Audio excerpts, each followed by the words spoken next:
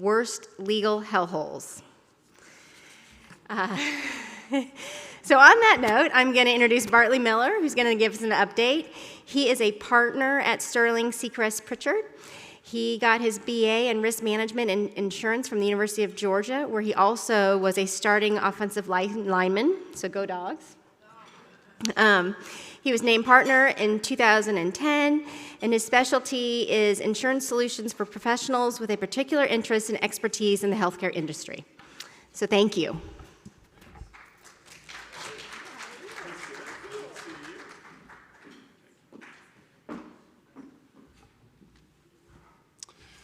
All right, good morning. As soon as we brought up the topic, everybody got up and walked out. It's like, great. Put me on Sunday morning and let me bring the energy, right? Let me make sure I got, there we go. Every year I come down, or when I come to this meeting, football season's about to start. I'm excited. My dogs are going for a three-peat. I see Dr. Cheek back there with a dog logo on. I know he's ready to go. But it's a pleasure to be with y'all. Again, I live and breathe healthcare every day. I work with physicians, hospitals, life science companies, healthcare technology companies. Our healthcare division really works across the healthcare continuum. What I want to talk about today is what's going on in Georgia specifically, but also what's going on nationally in the insurance market for medical malpractice insurance. Really the point of what I wanted to bring to y'all today is we're on the verge of some significant challenges, if we're not already there in the state of Georgia. And I don't want this conversation or this talk to be about pressing the panic button. There are things that we can do, but a big part of this morning for me is about educating you on how the insurance world works. So you have knowledge that if you have the opportunity to have influence on lawmakers, if you have opportunity to have discussions with influential people in our community in Georgia, that you can tell them how serious this problem is and how meaningful it is for you.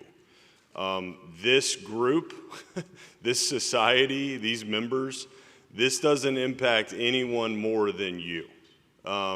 You guys are staring down the barrel every day in what you do for a living, and I think it's really important, and I know some of this stuff is tough, but I think it's really important for you to have an understanding of how this works. So let me go through kind of some industry updates, and I'll give you information of what's going on trend-wise.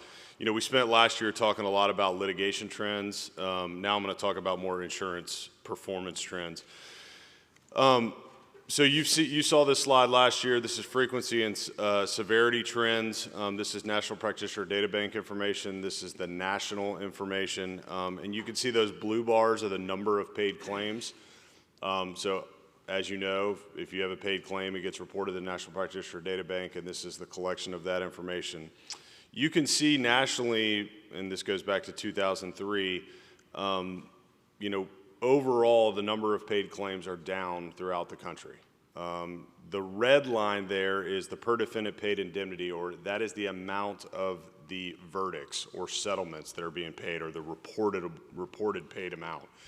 And you can see that continues to trend upward, which makes some common sense, right? With inflation, right, medical expenses increasing, et cetera. Actually, arguably, that number has nationally has actually been a little bit below like a CPI inflation calculation. This is Georgia. You can see a little bit different story, right? If we go back to 2012, that was the low end of the number of paid claims in the state. We have started to see an uptick.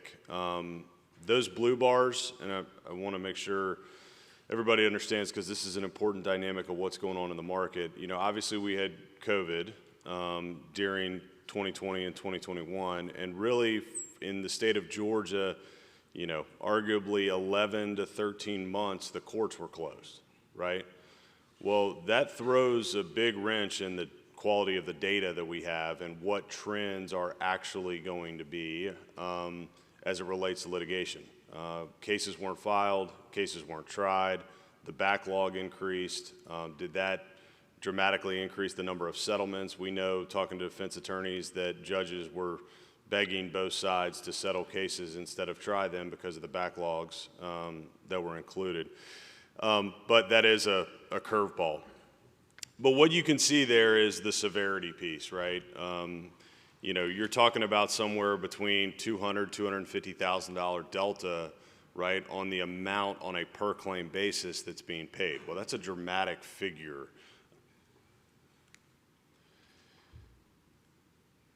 These are frequency and severity trends as we look back in 5-year windows or 5-year periods. And you can see, again, what it shows you on the prior slide of number of paid claims trends going down and severity going up.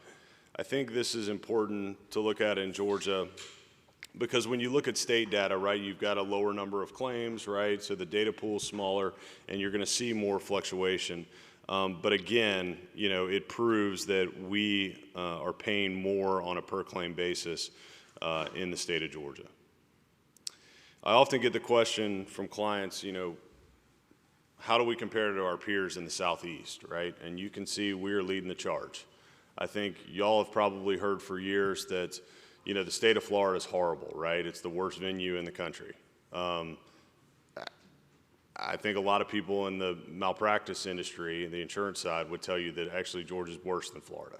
Now, it depends on the venue in Florida, right? South Florida, Miami-Dade County, et cetera, is still a horrible venue. But I can tell you, Georgia's got the attention of everyone in the country. All right, so let's look at obstetrics-related claims. So this is specific to claims that are associated with obstetrics, not necessarily just OBGYN claims. And you can see the data really supports exactly what we saw previously, and that is, you know, generally we've got a trend up in severity, we've got a trend down in the number of claims. However, you see that 2022 number starting to trend back upward. The big question everyone has, again, is those light blue bars of what did we miss in COVID, right? Or did we miss a turn that's important? So when we look at this data, it's important to understand that there are two key drivers from a cost standpoint or an actuarial standpoint in coming up with premiums, right? It's the number of claims, right, that are being paid, the frequency, right? And why is that important? One of the biggest expenses for insurance companies is defense expenses, right? They've got to pay the defense attorneys to try these cases, to do all the discovery, to do all the depositions, et cetera. Well, that drives a significant amount of claim expense, not the trial expense, right? And not all these cases certainly go to trial. So we've seen that trend go down, right? If that changes and goes up significantly, right, it moves the needle tremendously in the market. But the other thing that has an impact on the insurance market, and I'll go through more of these in a little bit, is the severity, right? And that is on the per claim basis, right? If they're paying out, you know, big numbers on the severity side, it drives what they are going to have to pay in premium on the reinsurance side, right? So they've got every insurance company is taking, let's say, $1 million of risk on a claim, okay? If it goes over X amount, $1 million, and goes to 1.5, right, they're buying reinsurance from a third party. So just like you're paying premium, the insurance company's paying premium is the simple way to think about that. Well, as severity increases, right, the cost of their insurance, their reinsurance goes up, right? Well, insurance companies they want their money, right? Everybody got that? So those premiums are going to get passed down to you, right? So reinsurance increase for the insurers obviously gets passed to the consumer. All right, looking at Georgia with obstetrics-related claims, you can see that 2021 number is a little scary, right? $1 million delta compared to the national. You know, it's, I think, 5 claims. 5 claims. So, you know, you had a couple get off the rails. But generally, you can see that, you know, very similar trends, and you would expect these numbers to be kind of more volatile compared to the national trends. And again, average by period, and you can see, overall claims down, cost up. And I think this tells the story of kind of what's going on specifically for your specialty in Georgia. Over the last 5 years, if we look at that on an average basis, right, it's had a pretty dramatic incline, which with the news that you read about Georgia and the severity that we have, the nuclear verdicts, et cetera, not to be unexpected, right? Obstetrics, y'all are gonna have more of the large verdicts than most specialties. That's just unfortunately the truth, as a higher liability specialty. You compare that to the Southeast, again, similar data. I have no idea what happened in West Virginia, but there was obviously some heat there, and a lot of that often has to do with just the number of claims filed. All right, so we look at these figures. Why is this important? So who was in practice in 2001? Yeah, a lot of you. So 2001 was really the start of the last med-mal crisis. It's when St. Paul Insurance Company, y'all know that name, pulled out of the market, right? You had other players go insolvent. You had rates going up dramatically. People were getting non-renewed. It was a mess, right? I know our firm, we testified in front of the insurance commissioner related to St. Paul Insurance Company and what they did, right? The numbers, the financial figures that we look at, right, and what's going on in the market, it's eerily similar to what we saw back then. And really, you had some fat and happy insurance companies, and they were burning capital, right, to keep market share, and now we're starting to see that come home to roost, right? So we have concerns of what's coming, and especially in the state of Georgia. But you look at these numbers, I mean, from a frequency standpoint, right, we're getting back up at the levels that we saw in the early 2000s. There's an argument to be made, and people in the legal community will all agree to this, the plaintiff attorneys will, which I heard we had a plaintiff attorney earlier this weekend. That was a little odd for me to see, but I love it. Some of them are friendly, most of them are not. But one of the arguments is that one of the reasons we see a decline in the number of paid claims, and we've seen that decline, is because there is more money on the plaintiff side now in the med-mal space where there didn't used to be, frankly. And a lot of that has to do with the litigation financing and the ability for them to bring these cases, and the insurance companies not being able to starve the plaintiffs out. But some of it may be that plaintiff attorneys are just being more selective, right? They're taking less cases, right, but they're getting higher dollar figures. If you think about a med-mal defense attorney who's getting paid, I don't know, let's say $500 an hour, they are getting nowhere close to what a plaintiff attorney that wins a $40 million verdict is getting, right? It's part of the reason we've seen the mass exodus of defense attorneys is because the money on the plaintiff side is significant. Well, if you're going to get a $40 million verdict, right, and you can do that once every 3 years, right? 40% of 40 million does the trick, right? You're gonna make a lot of money.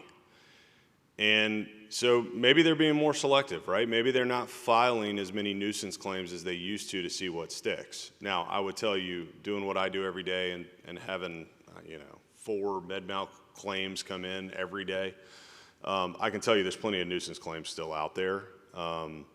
But I would say that we probably have seen it dwindle a little bit. So we may see that trend. It's hard to look at that data and really understand it. But I would say, that could be an argument of why the number of claims continues to be down.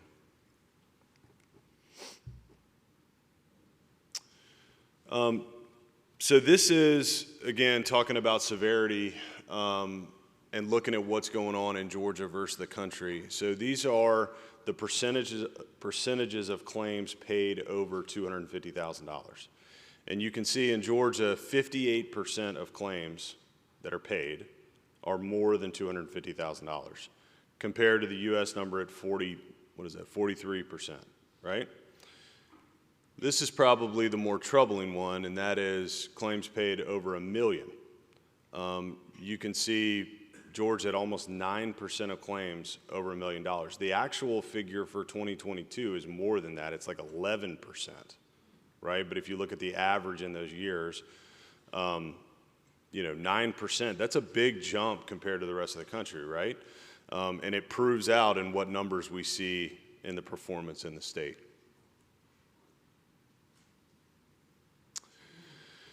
So a lot of you have probably heard about the nuclear verdicts, and everybody has a different term for this. We have seen more large verdicts in the state of Georgia than ever in history, and it's really been crazy. I mean, whether it's auto liability, premises liability, products liability, anybody see the Ford case? What was that number? It was $1 billion, whatever that case was. I gave the example last year. Everybody remembers the hot coffee case from McDonald's, right? And that settlement was something like, or that verdict was something like $3 or $5 million, right? And we all know that case, right? Well, we've had, tons of med mal cases that have paid in excess of $10 million in the state of Georgia since 2016, right? And we don't talk about them like that. It is real. It is happening. Now, I say this, I want you to take this with a grain of salt. The reality is they are still uncommon, right? If you look at the numbers, they are still uncommon. I don't want you to lie awake at night and say, my assets are going to be taken, my home's going to be taken, et cetera. It can happen, right? The hope is it doesn't happen, right? And there are certainly things that you can do to ensure it doesn't happen. And that, look, sometimes you're going to be handed with a bad situation clinically, right? And you can't do anything about it. But there are things, the way you react to a claim, the way you engage with the patient, patient's family, et cetera. But these are the kind of numbers we've seen in the state of Georgia. So this is total awards. You can see big figures that have really moved the needle. This has gotten the attention of all of the national insurer leaders, right? If you're, whether the doctor's company, MedPro, two of the biggest in the world, they look at these figures and they look at Georgia and they go, what is going on, right? Everybody's scratching their head. What's going on in this state? I often get the question of, okay, well, all of these claims happen in Metro Atlanta, right? The reality is that's not true. The majority do, that's correct. But they all don't. You can see Bibb County and Macon has been hit tremendously hard over the last several years. We have seen a ton of activity there. Muskogee down in Columbus, Chatham County. We have been involved in some of these personally, and actually few of them, but the activity is pretty incredible. But it can happen anywhere, even in some historical conservative venues. So all that data tells you, again, we were getting national news. Well, the American Tort Reform Foundation named us as the #1 judicial hellhole in the U.S. I think it was mentioned in the introduction. We made this list for the first time 3 years ago, and now we're #1. So be proud of yourself, folks. I think this has a dramatic impact, and I can tell you just working nationally in the insurance market, this does have an impact on what we will see from a rate perspective in the state of Georgia.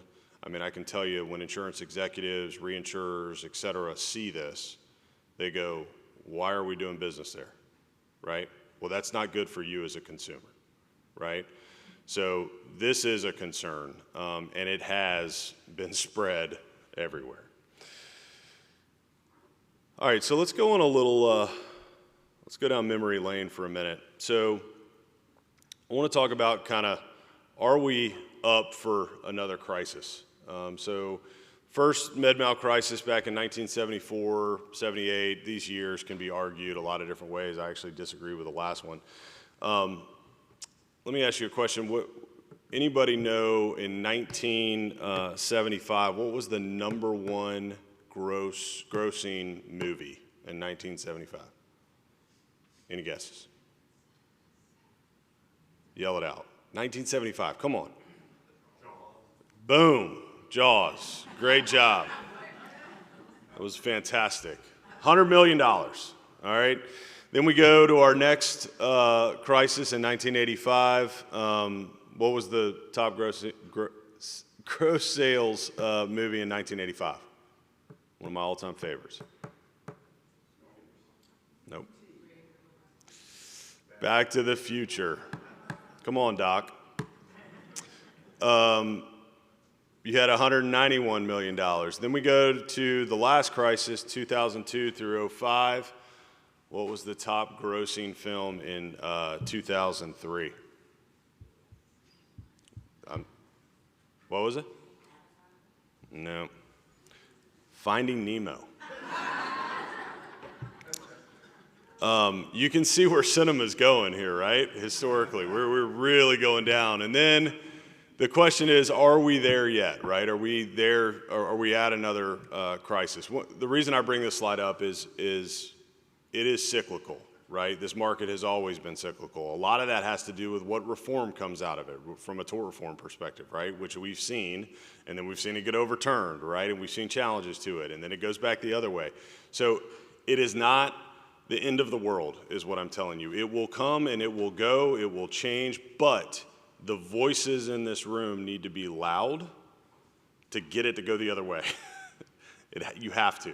And this included years of walkouts of physicians, and I'm not telling you, please don't walk out. The women in this state need your care. But, I mean, we've seen it all, right, over the years. By the way, what's the top grossing movie today? Boom, Barbie. And look at that number, $575 million. I mean, look at the quality of the movies. Who goes to the movies anymore, right? All right, so are we headed towards another crisis? So, again, this is similar to what I showed you before, the cyclical nature of the med mal market. So you can see, whoops, I thought that was a laser. It's not. Oh, here we go.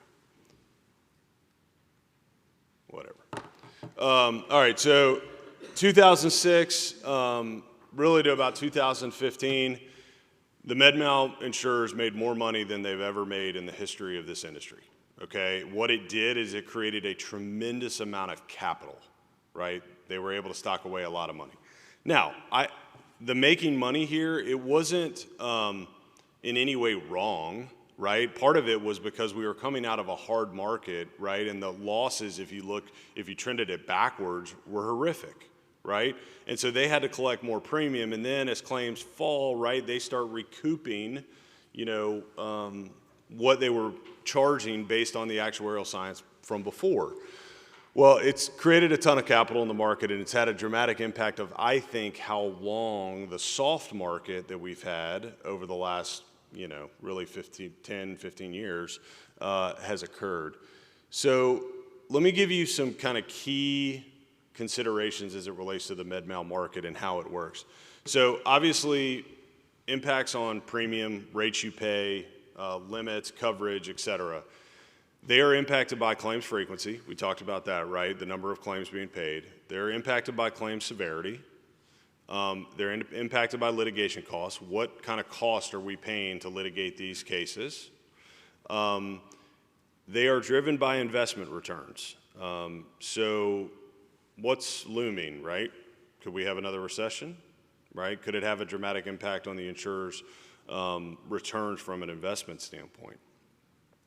That is a key driver, because I can tell you there are plenty of med mal insurers that over the last 5 to 7 years have lived on investment returns.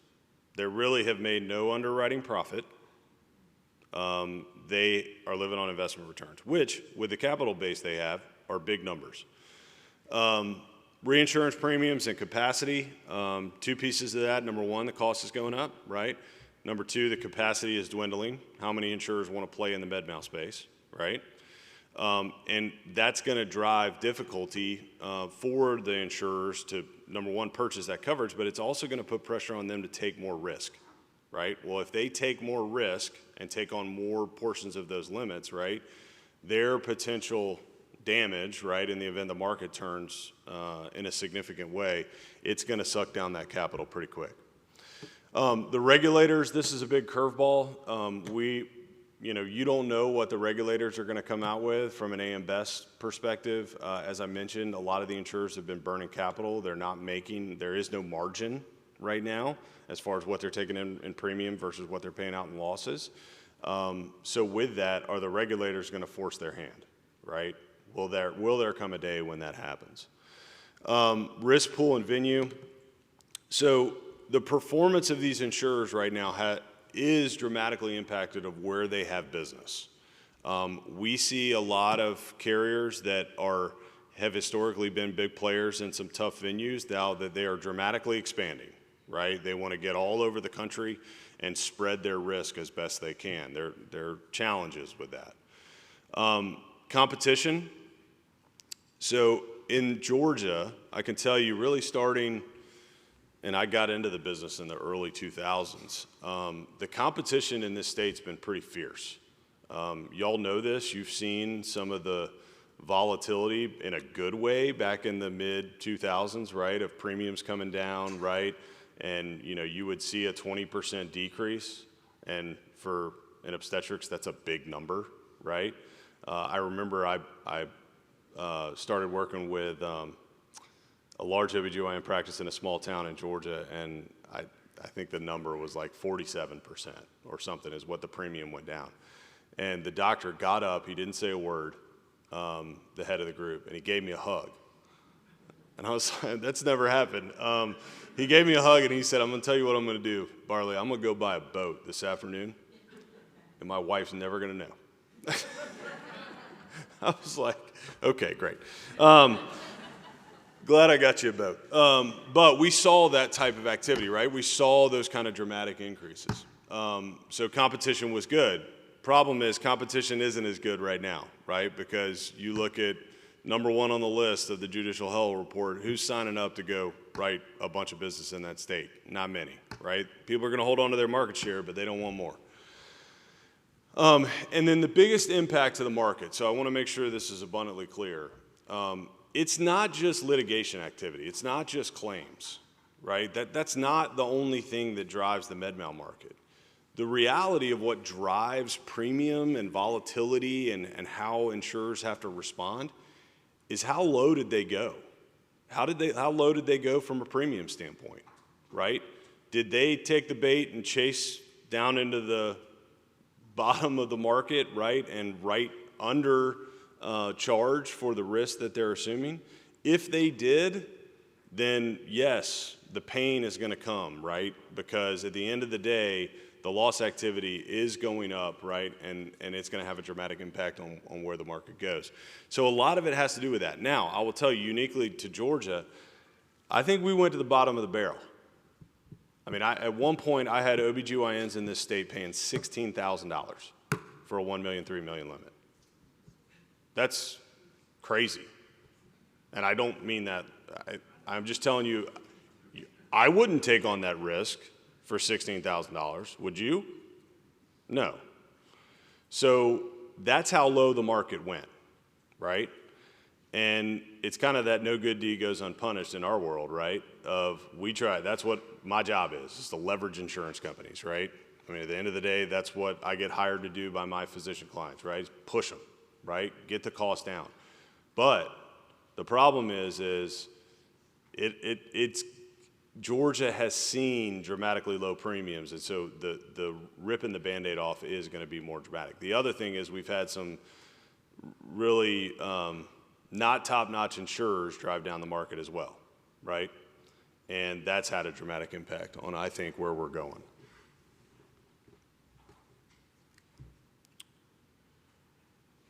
Okay, so I want to make this clear. I don't think we're close to a malpractice crisis nationally. There's people that would disagree with me on that, but I don't think we're in a situation where we're going to see insurers go insolvent. And when I say insurers, I mean the big brand name insurers. I don't think we're at that point yet. I think what's going on in Georgia is different. I think this state, or I should say our state,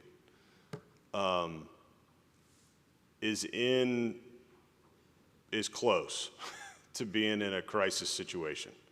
And I say that because of what I see on the ground every day, right? Talking to insurance executives, trying to drive competition, dealing with premiums and what's going on in the market and all those dynamics. So, where there's smoke, right, there's fire. And I can tell you, I see it coming. And I see some significant challenges in the state. And could we be in the days of insurers saying, you know what, we're not taking any more? I think you could. Now, we've already seen it. We've seen insurers that have been here a long time take their foot off the gas in a big way.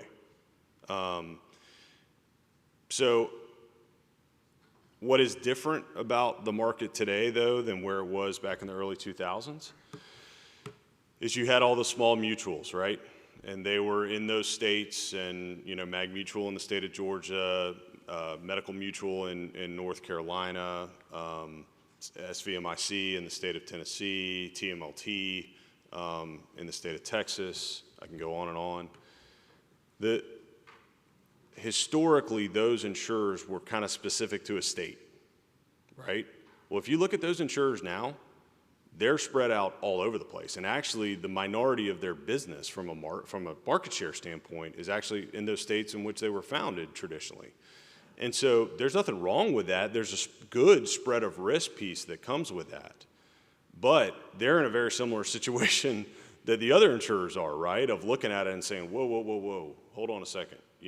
This state is tough, right? And we've seen it. We've seen it firsthand. We've seen the foot come off the gas. All right, so let me walk through some things that kind of we see. Again, cyclical nature of the market, that would tell us we're headed on the uptrend. I talked about that the financial statistics were eerily similar to those leading to the 2002 crisis. Insurers' profits have disappeared, no question about that. Combined ratios for the majority of the insurers have been 100 to 110% over the last 5 to 7 years. If you consider what Georgia looks like, it's probably more like 115 to 125%, right? So that means for every dollar they take in, they're paying out 25 cents, right? That's not a good business equation. I think there's a lot of concern of where the COVID-19 data falls, right?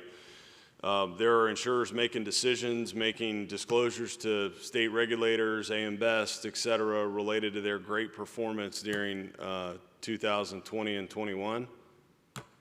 Great. Everybody did. It's kind of like our business. Our travel expenses, our business expenses went way down during COVID, right? We look like, hey, we're doing great. Well, guess what? They're back, right? And it's no different in the insurance world, right? If the courts are closed, right, you're not paying claims. So it'll be interesting to see what comes out of that. Talked a little bit about this. I don't think we're headed from an industry standpoint into a crisis, but I think there are specific states that are headed in that direction. So what's one of the main things that we see that's really got that ball rolling? Base rate increases. So all of the standard insurers are required to file base rates with the state insurance department. So they have to go to the insurance department and say, we're going to charge an OBGYN at $1 million, $3 million limits in this territory, $90,000. That's their base rate. Off that base rate, they apply discounts, right? Claims free, group size, risk management credits. Y'all all familiar with this, right? We have seen that base rate increase for most of the insurers at a 40+% number over the last 5 to 6 years. Now, I know all you are going, wait, what, really? I haven't seen my premiums go up. You haven't. Part of the reason you haven't is because the dividends have offset it, right? And additional discounts have potentially offset it, right? And it obviously depends on your individual group, et cetera. But when you look at that number, those base rates are derived by the actuarial science behind the risk. They're going to the insurance department and saying, this is what rate we need for this exposure. Again, where there's smoke, there's fire, right? It's telling us that the trend is upward. Now, I would tell you insurance companies, and again, I'm not trying to be anti-insurance companies. This is what I live in, right? But we can make the numbers say what the numbers need to say, if that makes sense, in many ways, because a lot of it is phantom figures, right, from a reserve standpoint, et cetera. But what we've seen in the state is once one insurer of the major players took a base rate increase, right, guess what everybody else did? Took a base rate increase. And now we're seeing it almost on, I can actually name with the top 5 insurers in the state of Georgia what month we can expect their base rate increase announcement. That's how consistent it's gotten over the last 4 years. So I can say, okay, well, we're going to get another rate filing filed in this month, and this is going to be probably the increase, and guess what? They're all following each other, right? Generally. So again, sign that we're headed to that market. Market competition, so the whatever it takes days are gone. I'm sure some of you in the mid-2000s talked to me, and you may have been with an insurer you've been with a long time and said, hey, otherwise I'm happy, and I'm like, great. Just tell them we're competing for the business, and guess what? The premium will come down 15%. That's literally the way the market was in the mid-2000s. It was crazy, right? Insurers were willing to do whatever they had to do to keep business. Well, that drove down costs, but those days are gone. I can tell you now, we go to the market, we represent a large piece of business, and the insurers really want to evaluate what the risk is that they're taking, which is good. That's their job. That's what they're supposed to do. But those days are gone. We are starting to see underwriting rigor increase, right? The underwriters are starting to ask more questions. They want to understand the financial relationships between parties. They want to understand, do you have independent contractors in your office providing services? Are you serving as the medical director of another facility? Who's supervising your ancillary providers? All of that stuff, it has picked up dramatically, right? It used to be kind of like, oh yeah, we'll do that. We're good. I'll note the file, we're good. Now it's, wait. We want to understand that relationship.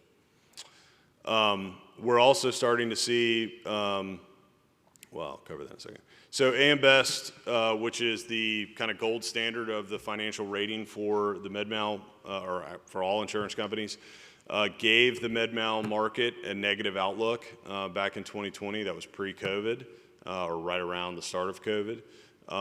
That tells us, again, AM Best, who has more access to the financials of these insurance companies than anybody, right, from the outside, is telling you, hey, things are in trouble, right?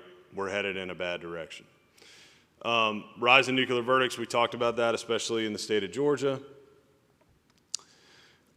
This is a big one, and I think one that a lot of people didn't realize how significant it would be, and that is the consolidation of healthcare. The pool of clients for these insurers is shrinking. I know for our client base, whether it's private equity, hospital employment, just kind of our alternative models of healthcare these days, it has changed, right? And it's changed who the insurers can go after, what the decision making is, who's making that decision. A lot of times a physician is no longer involved in that decision, which makes the sales process and the retention process different, right? A lot of the healthcare executives are looking at this as a pure financial decision, and they aren't looking at anything else other than that, right? We talked about the burning of capital, right? These insurance companies, they have a war chest of money right now. And, how long are they willing to lose money from an underwriting profitability standpoint before they've really got to turn the needle up from a premium standpoint? I think those days are coming, and then the question is whether regulators step in and say, hey, you can't keep running at a negative or at a loss. Potential recession, we talked about that. Investment returns, I think everybody's concerned about where we go there. All right, so reserve takedown. So this is the, if you're an insurance executive, this is the magic, if you will, of the insurance world. This is where you make money. So those of you that have been involved in a claim, you likely know that when that claim goes through initial discovery, the insurance company will often set aside a reserve. And what they set aside in two buckets, an indemnity reserve and an ALAE or expense reserve.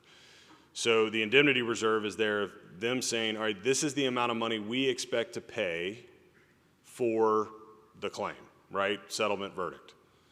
And then the expense bucket is this is the amount of money we plan to pay the legal team and all of the surrounding expenses associated with trying that case. So they set aside those reserves, and let's say you have a case and they set aside $1 million indemnity reserve and a $250,000 expense reserve. That case goes to trial, we win the case. Well, from a financial perspective, the insurance company on their books has indicated that that claim is worth $1 million, right? That's what they're gonna pay, right? It's a loss, right, financially. Well, it wasn't a loss, right? It ended up being $1 million coming back, right? Well, that makes sense, right? Insurance companies have to plan for future expenses, right? And it's a logical way to do it. Well, that take back, that reserve takedown, those percentages were dramatic. You can see here, I put the 2010 number. If you look at the industry, 29% of those reserves came back, right? So we were already operating at a profit, right? But then 4 years later, 5 years later, we're recouping these reserves, right? And that's what kept the lights on, big time. Well, in 2004, it's estimated, in 2021, estimated that number's dropped to 4%. The bigger concern is, does that number flip, right?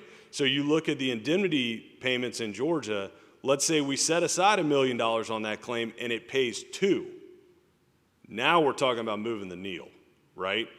And that's gonna have a dramatic impact if things like that happen. So one of the things that we're seeing is we're seeing the insurers be more conservative, put up higher reserves. Now, I could argue you're seeing some of them do the opposite. They're actually reducing the reserves because they've got to look better on paper, right? Again, there's a lot of stuff that goes on in the insurance world. All right, bad faith litigation trends. I can tell you we've never seen as many of these as we have over the last 5 to 7 years, and that is, lawsuits against the insurance companies for putting physicians in a bad situation in trial, basically is the simple way to say this, and that is the insurance company looks at their interests higher than they look at your interests, right, and take actions to do that. We're seeing a ton of that activity right now. Well, why? Well, there's a lot of reasons why, but one of them is because of the severity of claims, right? You're seeing these big numbers. The other one is just the way claims are being managed now. And I'm not pointing at any specific insurance company. I would tell you all of them, to a certain extent, I think have gotten worse in the way in which they manage claims and the quality of the kind of the talent and the development of the next generation of folks that are managing these claims. I'm not talking about the defense attorneys, I'm talking about in-house claims staff. So we're seeing a lot of activity there. I'll touch on that again here in a second. Changes in healthcare delivery and impact on specific specialties. So radiology has been hit super hard in the med-mal space. I can tell you, I would bet 70% of the largest radiology groups in the state. For whatever reason, radiology has just gotten crushed from a severity standpoint. Two things that I would say there. Number one, who's in the ER has changed. Who they're relating with in the ER has changed. The consistency, the relationship between those providers, they don't know each other oftentimes. Those contracts have turned over like crazy. You've had just a lot of inconsistency there. You talk to any radiologist, they say, everything's stat. Well, if everything's stat, nothing's stat, right? But it's creating big-time litigation issues. And then for whatever reason, we've seen more we've seen more issues in interventional radiology than we have before, and it often seems to be with younger patients. And I don't know if that's because those services are being prescribed or those diagnoses are needed for younger patients now. I don't know what it is, but the activity has been unbelievable. And every insurer, it doesn't matter who you talk to, they've all been hit hard in radiology. But AI is going to fix all that, so we don't have to worry about it. We have had insurers exit the hospital market. CNA, one of the largest insurers, they said, hey, we're done. We're out of the hospital market, right? That happened about 2 years ago. Could we see that in the physician market? I don't know. Insurers are expanding operations to new territories, as I mentioned. The historically small mutual companies that were big players in either a smaller region or an individual state are now going national, right? And they're doing it different ways. Some are trying to do it organically, right? Opening up offices in other states, engaging with brokers like myself, and trying to grow business. Others are doing it via mergers, right? They're coming together with other insurance companies. Curia announced they're coming together with Constellation, right? Which is a Midwest company. So they're all doing it different. ProAssurance and NorCal came together, right? Two national players coming together. So we're starting to see this spread. And why are we seeing it? We're seeing it because market share is everything right now for the insurers. They've got to maintain market share, right, to make the numbers work. And you either got to do that in your home state and be super dominant, right, or in your home region and be super dominant, or you got to expand, right, because you got to go to the top line. But we're seeing that across the board. That is wrought with challenges, right? It's tough. This business is a lot about relationships. Y'all know that. It's a lot about consistency, knowing the individual venue, et cetera. All right. Arms race, just the investments that the insurers are having to make right now is significant and continues to increase, and they're all fighting against each other. Sympathetic jurors, I'll say this, the results that we've had in the courtroom are just baffling to me. We had a large verdict a couple months ago. We interviewed the jury, four-person, and he point blank said to us, we don't think your doctor did anything wrong. We think the subsequent treating physician is the one who made the error and caused the injury. But the subsequent treating physician was not named in the lawsuit and we couldn't award damages to that individual. And we felt so bad for the patient, we awarded $4.5 million against your doctor. And we hung up the phone after that conversation, and I was beyond frustrated, right, for putting the physician through that. You can't understand it, right, the justice associated with that. So we're starting to see that. I can tell you, again, insurance executives are very concerned with that. Interestingly, and I got to hustle here, you would expect that if you were a 1, 2, 3 doc group, right, you would see more dramatic rate trend from a med mal standpoint, right? I would actually tell you we're seeing a little bit of the opposite. So the smaller groups are actually seeing less rate trend right now. The larger groups are seeing more. Why? Because the larger groups, the premiums have been so heavily discounted, competed for, beat up, et cetera, that the course correction is more significant. So I will tell you for $1 million+ accounts, et cetera, we are seeing a higher trend than we are seeing on the lower. It's a unique situation. Now, it works the other way in a soft market. All right, so my closing thoughts. Here are my concerns. You had a plaintiff attorney talk to you earlier this weekend. He used to be a defense attorney, right? Did he talk about that? Okay. He used to be a defense attorney. Now he's a plaintiff attorney. Why? That's where the money is, right? So one of my big concerns is supporting the defense bar that have defended these doctors, or the doctors in our state, and taking care of them, paying them, right? Encouraging them to go to trial, developing their youth in their offices. I can tell you, I get worried every day. I'm like, all right, well, there's, these 7 big defense attorneys, right, that have done all this business. Well, who's next? Who's the next generation, right? It's scary to think about, frankly. And we need to encourage the insurance companies to get these guys developed. Claims management experience and approach. I'm nervous every day just working in claims. It's what I do. My job is to advocate for physicians during claim time. And I can tell you that I feel like the core of wanting to do right has changed. And look, it's business, but we're fighting it tooth and nail. And it doesn't, I would tell you, it doesn't matter who the insurance company is. Now, there are a few that I would tell you it does matter. But it doesn't really matter who the insurance company is. It's the people on the other line, right? And whether they care and whether they want to take care of you. I just have concerns. And then there's a lot of people approaching this whole world with data analytics, right? And not looking at it on a per claim basis. Time demands, we talked about bad faith. I would just tell you, if you get a demand from a plaintiff and your attorney calls you or you get it directly, take it seriously, right?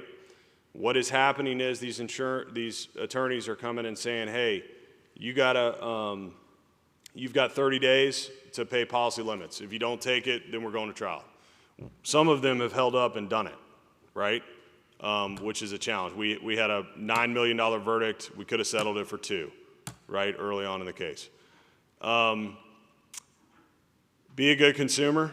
Think about control and volatility long term. Don't think about the short term chasing dollars from a premium standpoint, right? I tell my clients all the time, if it's not 10 or 15% different, not worth the conversation. Budget for what's ahead. It's coming, right? And then last thing, from a management of risk, I tell clients all the time, be like the fireman, right? Run to the problem, don't run away from it. It's not gonna go anywhere, right? It's gonna follow you, so deal with it head on. And then the last thing I'd say, from a litigation standpoint, just nobody wants to deal with it. No, it stinks. I've talked to many of you in this room, right, have been through litigation. And it's not fun. It's brutal, right? It's tough on you emotionally, but pay attention. Take it seriously.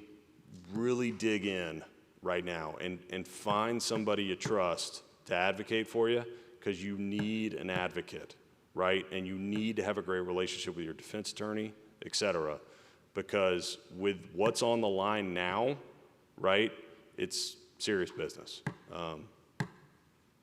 So I'm going to end there. Any questions I can answer?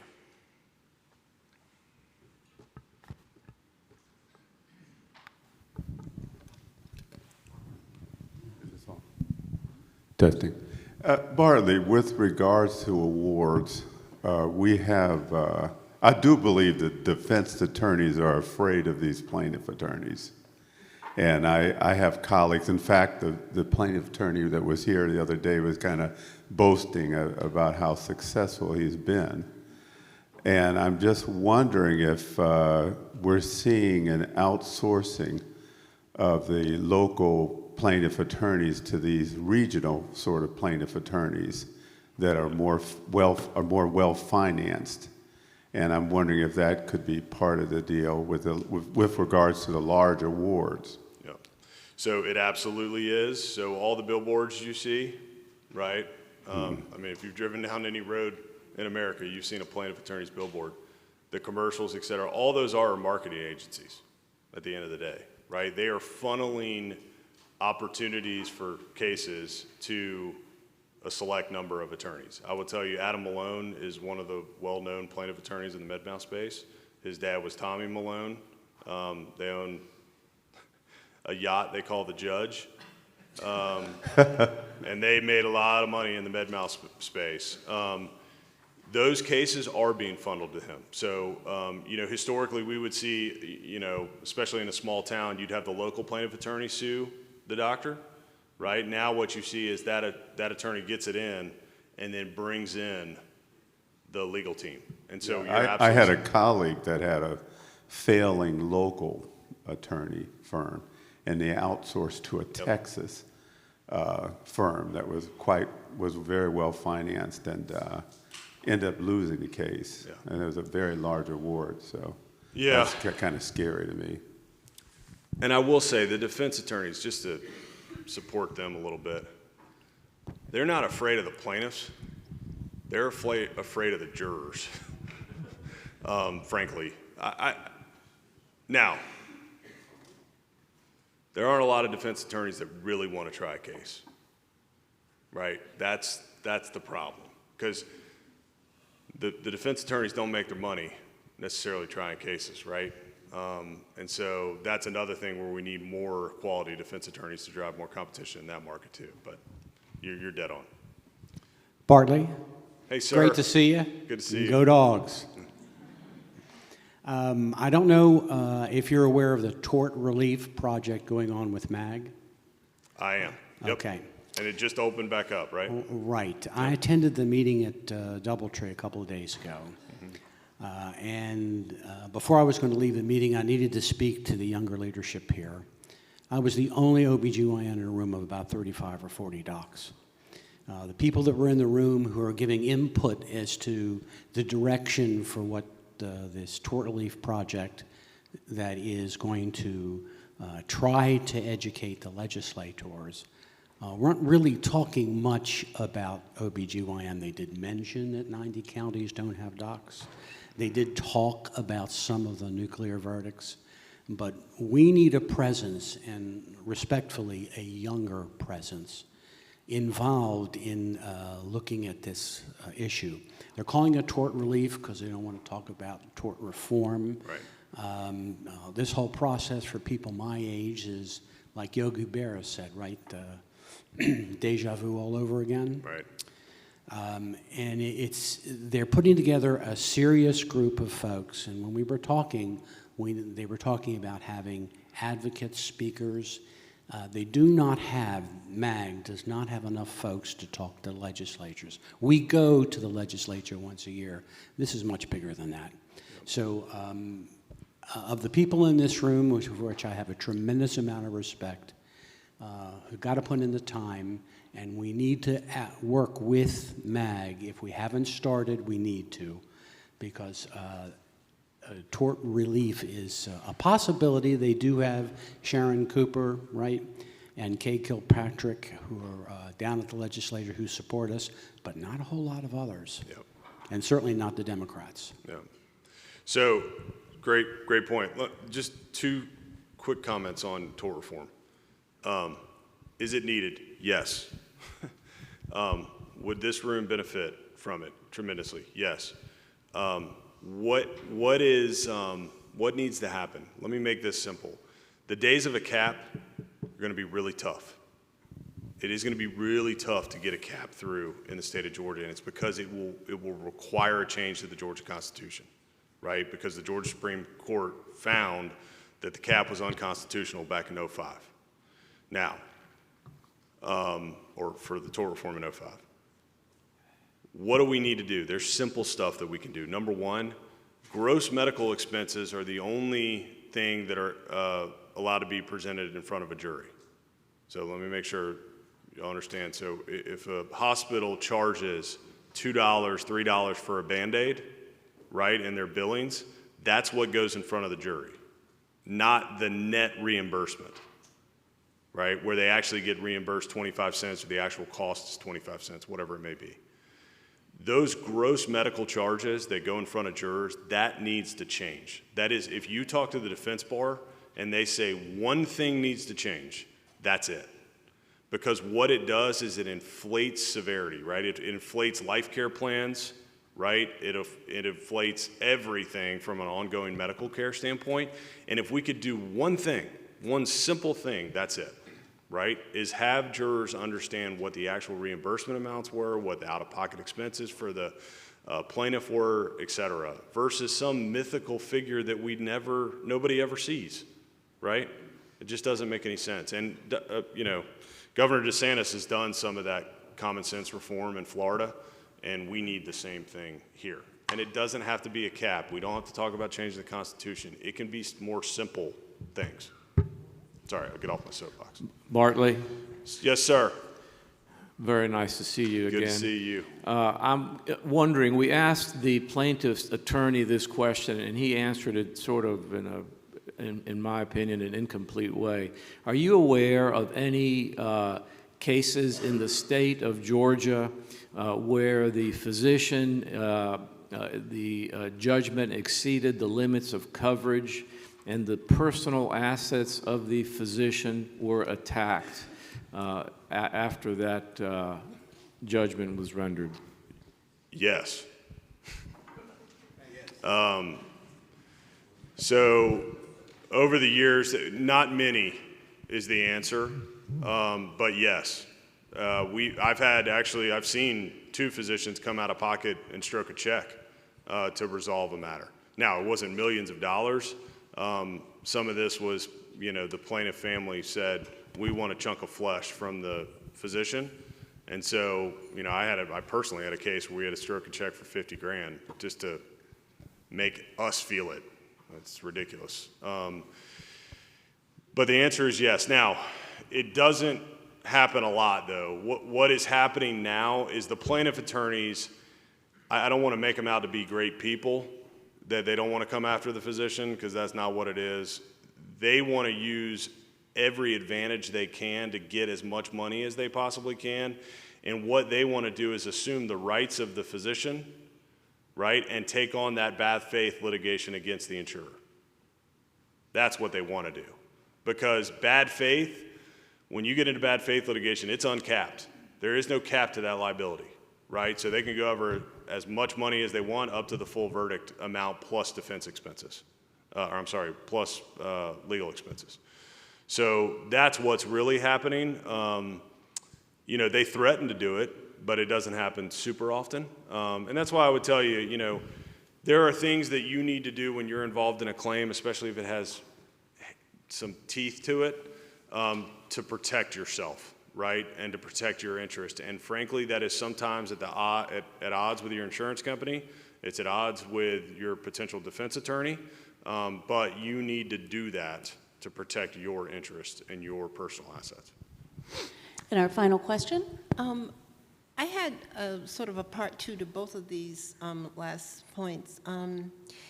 If tort relief or tort reform is in our interest, isn't it also the interest of the insurance companies to have legislation so that they're not impacted and they can keep the premiums low? I mean, I know it's our responsibility because we're the people being sued, but so that their businesses are not so, impacted. And then with regard with how much liability we get stuck with if the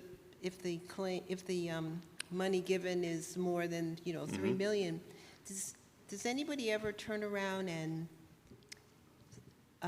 if we win the case, sue the people who were suing us to say you should have never brought this case, it should have never been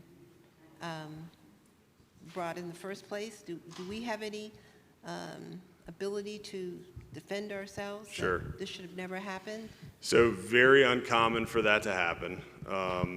There are times where expert witness testimony, by the way, just for the record, if you serve as an expert witness in litigation, just understand you do have liability, right? It is your medical opinion, right? But you are providing your expert medical opinion, and someone could sue you if they feel like you go outside the lines in your testimony. Just side note. We will see some of that litigation. No, we don't see the countersuit back, right? We'll see, if we win, we'll go after legal expenses, et cetera, in those cases. Do the insurance companies have an interest in tort reform? Yes, they do, 100%. It's not the same as yours, right? And it has a lot of different dynamics to it, right? of what is in the insurance. As I say all the time, there is inherent conflict, right, in all these relationships with you, insurers, defense attorneys, plaintiff. I mean, there's a lot of dynamics that go into that. But generally, yes. What the med mal insurers don't want is they don't want a crisis, right? They don't want the market to, go off the rails where they can't get reinsurance, right? They can't, keep growing, et cetera. So they do have an interest. But you would think because of that interest, there would be more financial support tied to it. There's not as much as that we all would hope. All right. Thank y'all. Appreciate it.